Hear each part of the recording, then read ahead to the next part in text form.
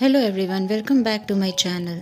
आज हम मुंशी प्रेमचंद की कहानी दिल की रानी का तीसरा पार्ट पढ़ने जा रहे हैं। तो चलिए शुरू करते हैं। मैं तुमसे सच्ची जिंदगी का सबक सीखूं। हबीब का हृदय धक से हो उठा। कहीं अमीर पर उसके नारित्व का रहस्य खुल तो नहीं गया। उसकी समझ में ना आया कि उसे क्या जवाब दे। उसका कोमल हृदय तैमूर की इस करुण आत्मग्लानि पर द्रवित हो गया। जिसके नाम से दुनिया कांपती है, वो उसके सामने एक दयनीय प्रार्थी बना हुआ उससे प्रकाश की भिक्षा मांग रहा है। तैमूर की उस कठोर, विकृत, शुष्क, हिंसात्मक मुद्रा में उसे एक स्निग्ध मधुर ज्योति दिखाई दी, मानो उसका जागृत विवेक भीतर से झांक रहा हो। उसे अपना स्थिर जीवन, जिसमें ऊपर उठने की स्मृति ही न रही थी, इस विफल उद्योग के सामने तुच्छ जान पड़ा। उसने मुग्ध कंठ से कहा, हुजूर, इस गुलाम की इतनी कद्र करते हैं, ये मेरी खुशनसीबी है, लेकिन मेरा शाही महल में रहना मुनासिब नहीं। तैमूर ने पूछा, क्यों? इसलिए कि जहाँ दौलत ज्यादा होती है वहाँ डाके पड़ते हैं, और जहाँ कद्र ज्यादा होती है वहाँ दुश्मन भी ज्यादा होते हैं। तुम्हारा दुश्मन भी कोई हो सकता है। मैं खुद अपना दुश्मन हो जाऊंगा। आदमी का सबसे बड़ा दुश्मन गरूर है। तैमूर को जैसे रत्न मिल गया। उसे अपनी मनतुष्टि का आभास हुआ। आदमी का सबसे बड़ा दुश्मन गरूर है। इस वाक्य को मन ही मन दोहराकर उसने कहा, तुम मेरे काबू में कभी ना आओगे हबीब। तुम वो परिंदा हो जो आसमान में ही उड़ सकता है। उसे सोने के पिंजरे में भी रखना चाहो तो फड़फड़ाता रहेगा। खैर, खुदा हाफिज। वो तुरंत अपने महल की ओर चला, मानो उस रत्न को सुरक्षित स्थान में रख देना चाहता हो। ये वाक्य आज पहली बार उसने ना सुना था, पर आज इसमें जो ज्ञान, जो आदेश, जो सब प्रेरणा उसे मिली, वो कभी न मिली थी। इस्तखर के इलाके से बलावत की खबर आई है। हबीब को शंका है कि तैमूर वहां पहुंचकर कहीं कत्ले आम न कर दे। वो शांतिमय उपायों से इस विद्रोह को ठंडा करके तैमूर को दिखाना चाहता है कि सद्भावना में कितनी शक्ति है। तैमूर उसे इस मुहिम पर नहीं भेजना चाहता, लेकिन हबीब के आग्रह के सामने बेबस है। हबीब को जब और कोई युक्ति ना सूझी तो उसने कहा, गुलाम के रहते हुए हुजूर अपनी जान खतरे में डालें, ये नहीं हो सकता। तैमूर मुस्कुराया, मेरी जान की तुम्हारी जान के मुकाबले में कोई कीमत नहीं है हबीब। फिर मैंने तो कभी जान की परवाह ना की। मैंने दुनिया में कत्ल और लूट के सिवा और क्या यादगार छोड़ी। मेरे मर जाने पर दुनिया मेरे नाम को रोएगी नहीं, यकीन मानो। मेरे जैसे लुटेरे हमेशा पैदा होते रहेंगे, लेकिन खुदा न करे तुम्हारे दुश्मनों को कुछ हो गया तो ये सल्तनत खाक में मिल जाएगी, और तब मुझे भी सीने में खंजर चुभोड़ लेने के सिवा और कोई रास्ता नहीं रहेगा। मैं नहीं कह सकता हबीब, तुमसे मैंने कितना पाया। काश 10-5 साल पहले तुम मुझे मिल जाते तो तैमूर इस तारीख में इतना रुस्याह न होता। आज अगर ज़रूरत पड़े तो अपने जैसे 100 तैमूरों को तुम्हारे ऊपर निसार कर दूं। यही समझ लो कि तुम मेरी रूह को अपने साथ लिए जा रहे हो। आज मैं तुमसे कहता हूँ हबीब कि मुझे तुमसे इश्क है, वो इश्क जो मुझे आज तक किसी हसीना से नहीं हुआ। इश्क क्या चीज़ है, इसे मैं अब जान पाया हूँ। मगर इसमें क्या बुराई है कि मैं भी तुम्हारे साथ चलूं? हबीब ने धड़कते हुए हृदय से कहा, अगर मैं आपकी ज़रूरत समझूंगा तो इत्तला दूंगा। तैमूर ने दाढ़ी पर हाथ रखकर कहा, जैसी तुम्हारी मर्जी, लेकिन रोज़ाना कासिद भेजते रहना, वरना शायद मैं बेचैन होकर चला आऊं। तैमूर ने कितनी मोहब्बत से हबीब की सफ़र की तैयारियां की। तरह तरह के आराम और तकल्लुफ़ की चीज़ें उसके लिए जमा की। उस कोहिस्तान में ये चीज़ें कहाँ मिलेंगी? वो ऐसा संलग्न था मानो माता अपनी लड़की को ससुराल भेज रही हो। जिस वक्त हबीब फौज के साथ चला तो सारा समरकंद उसके साथ था, और तैमूर आंखों पर रुमाल रखे अपने तख्त पर ऐसा सिर झुकाए बैठा था मानो कोई पक्षी आहत हो गया हो। इस्तखर अर्मनी ईसाइयों का इलाका था। मुसलमानों ने उन्हें परास्त करके वहां अपना अधिकार जमा लिया था, और ऐसे नियम बना दिए थे जिनसे ईसाइयों को पग पग पर अपनी पराधीनता का स्मरण होता रहता था। पहला नियम जजिए का था, जो हर एक को देना पड़ता था, जिससे मुसलमान मुक्त थे। दूसरा नियम था गिरजों में घंटा न बजे। तीसरा नियम मदिरा का था, जिसे मुसलमान हराम समझते थे। ईसाइयों ने इन नियमों का क्रियात्मक विरोध किया, और मुसलमान अधिकारियों ने शस्त्र बल से काम लेना चाहा तो ईसाइयों ने बगावत कर दी। मुसलमान सूबेदार को कैद कर लिया और किले पर सलेबी झंडा उड़ने लगा। हबीब को यहाँ आज दूसरा दिन है, पर इस समस्या को कैसे हल करे? उसका उदार हृदय कहता था, ईसाइयों पर इन बंधनों का कोई अर्थ नहीं। हर एक धर्म का समान रूप से आदर होना चाहिए, लेकिन मुसलमान इन कैदों को उठा देने पर कभी राजी नहीं होंगे। और ये लोग मान भी जाएं तो तैमूर क्यों मानने लगेगा? उसके धार्मिक विचारों में कुछ उदारता आई है, फिर भी वो इन कैदों को उठाना कभी मंजूर न करेगा। लेकिन क्या वो इसलिए ईसाइयों को सजा दे कि वे अपनी धार्मिक स्वाधीनता के लिए लड़ रहे हैं? जिसे वो सत्य समझता है उसकी हत्या कैसे करे? नहीं, उसे सत्य का पालन करना होगा, चाहे इसका नतीजा कुछ भी हो। अमीर समझेंगे मैं जरूरत से ज्यादा बढ़ा जा रहा हूँ, कोई मुजायका नहीं। दूसरे दिन हबीब ने प्रातःकाल डंके की चोट ऐलान कराया, जजिया माफ किया गया है, शराब और घंटों पर कोई कैद नहीं है। मुसलमानों में तहलका पड़ गया, ये कुफ्र है, हराम परस्ती है। अमीर तैमूर ने जिस इस्लाम को अपने खून से सींचा, उसकी जड़ उन्हीं के वजीर हबीब पाशा के हाथों खुद रही है। पांसा पलट गया, शाही फौजें मुसलमानों से जा मिली। हबीब ने इस्तखर के किले में पनाह ली। मुसलमानों की ताकत शाही फौजें से मिल जाने से बहुत बढ़ गई थी। उन्होंने किला घेर लिया और ये समझकर कि हबीब ने तैमूर से बगावत की है, तैमूर के पास इसकी सूचना देने और परिस्थिति समझाने के लिए कासिद भेजा। आधी रात गुजर चुकी थी। तैमूर को 2 दिनों से इस्तखर की कोई खबर न मिली थी। तरह तरह की शंकाएं हो रही थीं। मन में पछतावा हो रहा था कि उसने क्यों हबीब को अकेला जाने दिया। माना कि वो बड़ा नीति कुशल है, पर बगावत कहीं जोर पकड़ गई तो मुट्ठी भर आदमियों से वो क्या कर सकेगा? और बगावत यकीनन जोर पकड़ेगी। वहाँ के ईसाई बला के सरकश हैं। जब उन्हें मालूम होगा कि तैमूर की तलवार में जंग लग गया और उसे अब महलों की जिंदगी ज्यादा पसंद है, तो उनकी हिम्मत दूनी हो जाएगी। हबीब कहीं दुश्मनों में घिर गया तो बड़ा गजब हो जाएगा। उसने अपने जानू पर हाथ मारा और पहलू बदलकर अपने ऊपर झुंझलाया। वो इतना पस्त हिम्मत क्यों हो गया? क्या उसका तेज और शौर्य उससे विदा हो गया? जिसका नाम सुनकर दुश्मनों में कंपन पड़ जाता था, वो आज अपना मुंह छिपाकर महलों में बैठा हुआ है। दुनिया की आंखों में इसका एक ही अर्थ हो सकता है कि तैमूर अब मैदान का शेर नहीं, कालीन का शेर हो गया है। हबीब फरिश्ता है, इंसान की बुराइयों से वाकिफ नहीं। जो रहम और साफ दिल और बेगर्जी का देवता है, वो क्या जाने इंसान कितना शैतान हो सकता है। अमन के दिनों में तो ये बातें कौम और मुल्क को तरक्की के रास्ते पर ले जाती हैं, पर जंग में जबकि शैतानी जोश का तूफान उठता है, खूबियों की गुंजाइश नहीं।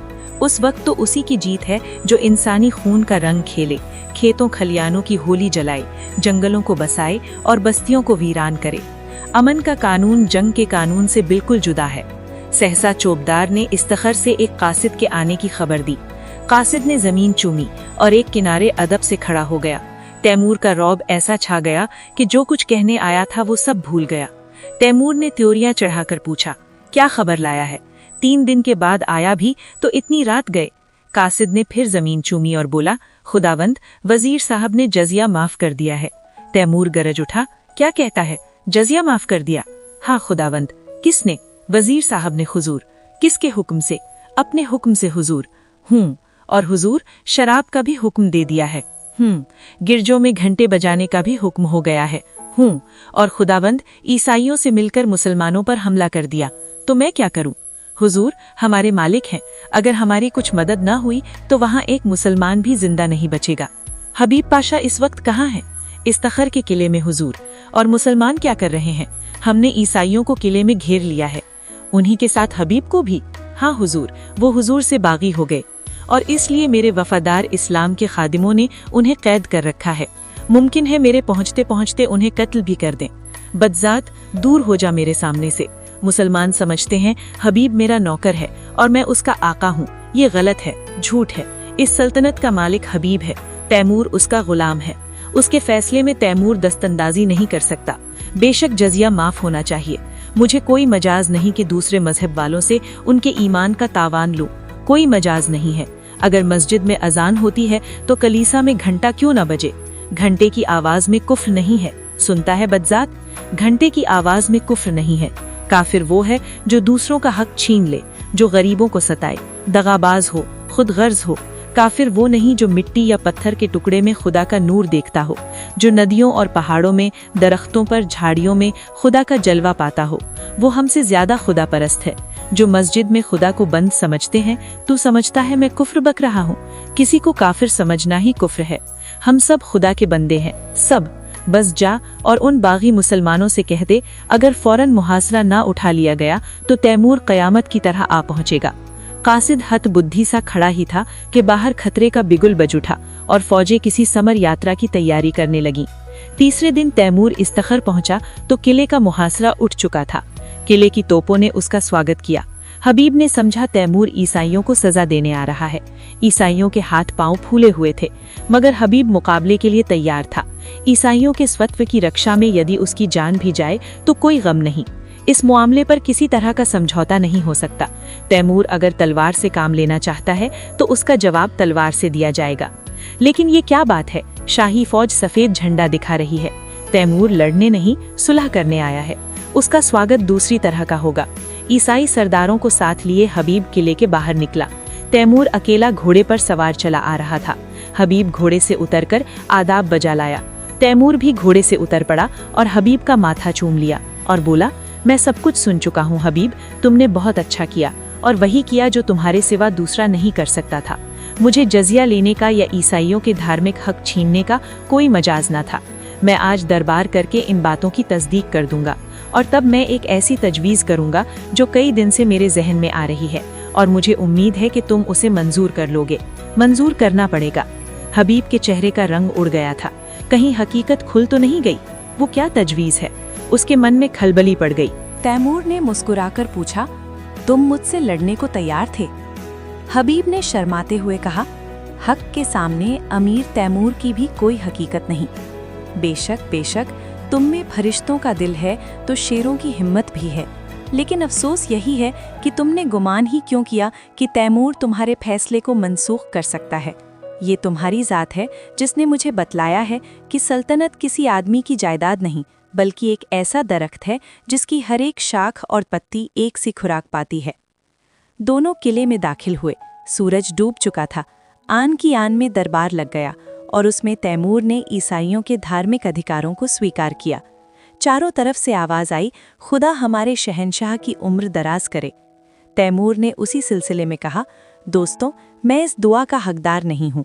जो चीज़ मैंने आपसे ज़बरन छीन ली थी उसे आपको वापस देकर मैं दुआ का काम नहीं कर रहा हूँ। इससे कहीं ज़्यादा मुनासिब ये है कि आप मुझे लानत दें कि मैंने इतने दिनों तक आपके हकों से आपको महरूम रखा। चारों तरफ से आवाज़ आई, मरहबा मरहबा। दोस्तों, उन हकों के साथ साथ मैं आपकी सल्तनत भी आपको वापस करता हूँ, क्योंकि खुदा की निगाह में सभी इंसान बराबर हैं और किसी कौम या शख्स को दूसरी कौम पर हुकूमत करने का अख्तियार नहीं है। आज से आप अपने बादशाह हैं। मुझे उम्मीद है कि आप भी मुस्लिम आबादी को उसके जायज़ हकों से महरूम न करेंगे। अगर कभी ऐसा मौका आए कि कोई जाबिर कौम आपकी आज़ादी छीनने की कोशिश करे तो तैमूर आपकी मदद करने को हमेशा तैयार रहेगा। किले में जश्न खत्म हो चुका है। उमरा और हुक्काम रुखसत हो चुके हैं। दीवाने खास में सिर्फ तैमूर और हबीब रह गए हैं। हबीब के मुख पर आज स्मित हास्य की वो छटा है जो सदैव गंभीरता के नीचे दबी रहती थी।